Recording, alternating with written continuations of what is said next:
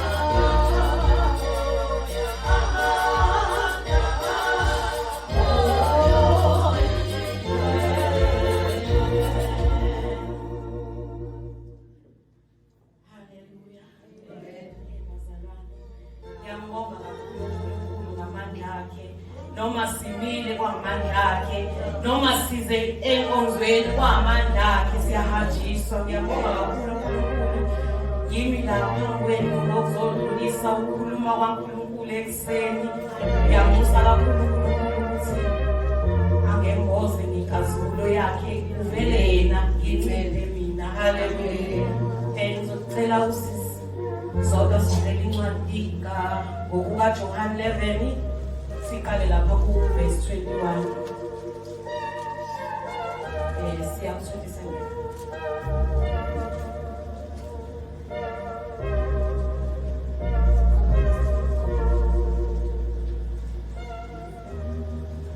John chapter 11, verse 21. Wayesethi uMartha kuJesu, Nkosi, uma ubukhona umnewethu engafanga. Kepha ngiyazi nakalokhu ukuthi nokuba yini ongakucela kuNkulunkulu, uNkulunkulu uza kukunika khona. UJesu wathi kuye, umnewenu uza kuvuka.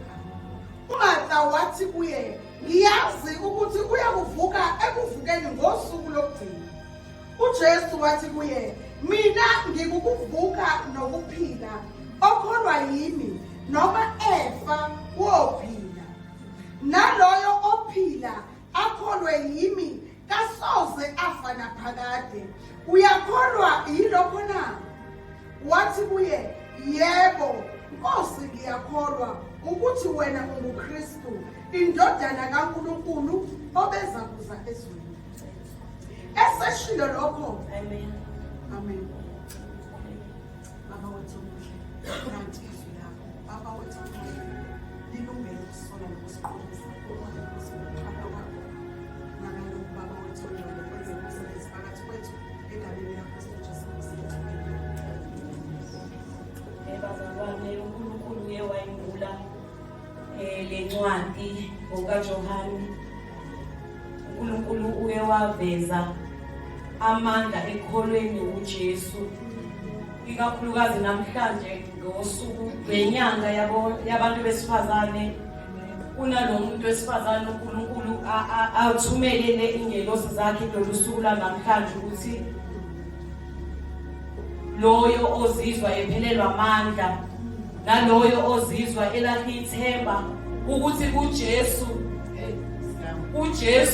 azikho izinto ezifayo kuJesu. Namhlanje ngizothi kuwena obona ufelwa izinto zakhe, nangu uJesu uzile ukuzovusa izinto ezifayo, uzile ukuzovusa okufayo. Uthi uJesu, mina ngikuvuka nokuphila. Uma uyakholwa yini egameni lami? Simele ukumkholwa uJesu bazalwane. Ngikhuluma nomuntu wesifazane kuyinyanga yomama ikakhulukazi ukuthi uJesu ngimbonile ethembeka.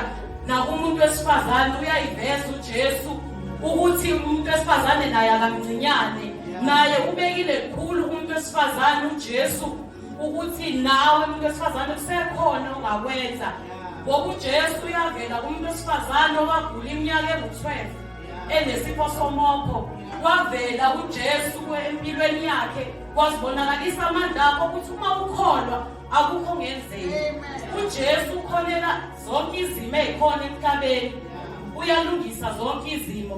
Ngizothi owesifazane waseSamariya owayethwele ngeqomo ukuthi umSamariya nomJuda udelani, kodwa wafika uJesu umuntu wesifazane wamsebenzisa. Wafika uJesu wazoqeda yonke leyo mngcelo ukuthi umSamariya akadelani noJesu. Haleluya. Ngizothi umuntu wesifazane uma uzizwa uphelelwa yithemba, ukhona uJesu. Ukhona uJesu ozosiza impilo yakho. Ukhona uJesu ozovusa into ezifayo, ngoba uJesu akukho okufayo. Uyavela uJesu nakubona amadoda emkhunjini elele uJesu. Ayakhumbula amadoda ukuthi hayibo ukhona lesihamba naye uJesu akufikwa. uJesu wayebathulisa isivunguvungu, wathulisa wonke umsindo kwawukhona ngenxa yokukholwa uJesu. Haleluya bazalwane, nami ngizokhuthaza umuntu wesifazane kuyinyanga yomama. Ngizothi umuntu wesifazane la izinto zakho zifa, la ubona khona umshado wakho ufa, la ubona khona inhlupheko zikhambile, la ubona khona ufike lokukhathala, ulahla ithemba, izothi ukhona uJesu. uJesu afiwa, izinto zikaJesu ziyaphila, uJesu uyavela ey'khathini zonke, uyavela nalapho usulahla khona ithemba, afike uJesu abuyisa ithemba elisha. Haleluya bazalwane, ngithi wena ngikhuluma naye, wena uJesu usefikile uzoyisiza impilo yakho, waye wayisiza neyami, nawe umshado wami wawusuphela, umshado wami wawuxokozela, lapho ubaba ekhaya engasalali ekhaya, kodwa wafika uJesu wasilungisa sonke leso simo. Namhlanje yini engimazile uJesu ukuthi ayikho into efayo kuyena, waye walungisa emndenini, okwathi lapho masithi sikhetha uJesu, wathi umndeni hawu nani sengiyothwala, ngathi kodwa Jesu wena vele kuyathwala ngoba wena wenza izinto ezinhle, wenza izinto abantu babone ukuthi okholwa egameni lakho unakho konke. Ngiyabonga kakhulu uNkulunkulu owayesiza ngempela yami impilo, ngoba uma ngibheka la ngibheka khona, uma ngibheka ekhaya la ngiphuma khona, bekungelula, baze baphela wonke umndeni, baphela abazali, baphela ney'ngane zakwethu, sasala nje sababili, sabathathu, kodwa noma ngambali-ke lo munye, kodwa nje sasala kunjalo. Ngakubona uNkulunkulu eyisize yami impilo kungelula, ngathi nami uma ngiphakamisa isandla ngithi Nkosi nami ngiyakhetha njengenkosi nomsindisi, ngoba ngibonile abazali bethu benza izinto, bezama impilo, behamba bathandazi, behamba inyanga, kodwa impilo ayizange izihlangane, yaze yaphela ngabo impilo, sasala day one umuzi ubaliwa, akukho muntu, kodwa uJesu emuhle, akufiwa kaJesu, ziyavuswa izinto kaJesu, wavusa uLazaro esefile, ngokubethemba uJesu, omade ababethemba uJesu, bathi Jesu ukuba ubukhona, ngangaphambi umfowethu, okusho ukuthi ithemba, bayalibona ithemba kuJesu, bayakholwa ukuthi uJesu ukuba ubekhona, ngaba ngafanga umfowabo. Nangalesi sikhathi nami nje ngiphakama nawo ukukhuluma ngoJesu ukuthi impela ukuhlala kuye kunokuphila, azikho izinto ey'fayo. Yilawo nje amazwi wami ukuthi masihlale kuye. Ngithanda kakhulu nokuthi sithi sihlale kuye bese siyanamathela, sinamathele kuye njengoJoshua lapha incwadi ekhuluma ngoJoshua lapha uJoshua 23 lapha ku-verse 8, ekhuluma ngokuthi uJoshua waye wangena ezinyathelweni zikaMoses emva kokufa kwaMoses. Siyabona uJoshua ukuthi into eyayimsiza ukunamathela kuNkulunkulu. Siyabona nangomyalezo wencwadi eyishiwo ukuthi akodlinza ngale ncwadi ubusuku nemini, iyona eyenza ukuthi unamathele kuJesu uNkulunkulu, ebese uNkulunkulu eyavela kuwena empilweni yakhe ethembekile. Ngiyambona nje uJoshua ukuthi akukho engakwenzi, zonke izimpi ayedlula zona wayenqoba zonke, ngoba ekunamatheleni ila sithola khona ukunqoba. Ikhona uMoses lapha encwadini ya-Exodus, uMoses ayikho into ayeyenza engekho ebukhoneni baNkulunkulu, wayemusa njalo uNkulunkulu ukuthi Nkosi makuvele wena, anginakwenza lutho ungekho. Ngiyambuka nje ukuthi kulamavesi lawa ukuthi ayangithinta ukuthi okay, ukunamathela kuNkulunkulu, ngoba ekunamatheleni siyanqoba, ebese sihlala sifunisise ebukhoneni bukaNkulunkulu, ngoba ebukhoneni kaNkulunkulu siyabiyelwa, ila sithola khona i-umbrella, ila sithola khona inkazimulo kaNkulunkulu, ukuthi noma ngabe ziyafika iy'lingo, noma ngabe ziyaguga izinto, kodwa uma sisebukhoneni kaNkulunkulu siyabiyelwa. Haleluya, ngiyabonga kakhulu uNkulunkulu ngokuyisiza impilo yami nomndeni wami. Ngiyambonga kakhulu nangobaba Ngcobo oyayajala esikhuthaza noma sithi siyakhathala, uyayasigqugquzele athi umuntu ufana nenhlanzi emanzini. Inhlanzi ayiphili, wayikhipha emanzini ayiphili. Manje uma ngabe sizokhathala thina sizophila yiphi impilo ngoba kunzima la ngaphandle. So nje masimfuneni uJesu, masikholwe kuye ngoba yena uthi ungukuphila nokuvuka. Okusho ukuthi noma lithi lenkosi noma lokho kufayo kufa kodwa kuyophila. Noma ngabe uzizwa udangala, noma uzizwa uphelelwa amandla, uthi sengithandazile iminyaka eminingi, sengiye ngasindiswa iminyaka eminingi, kodwa impilo yami ayishintshi. Ukhona uJesu, ukhona uJesu, uzovusa lokho okufayo, uzovusa nalokho okufile. Haleluya bazalwane.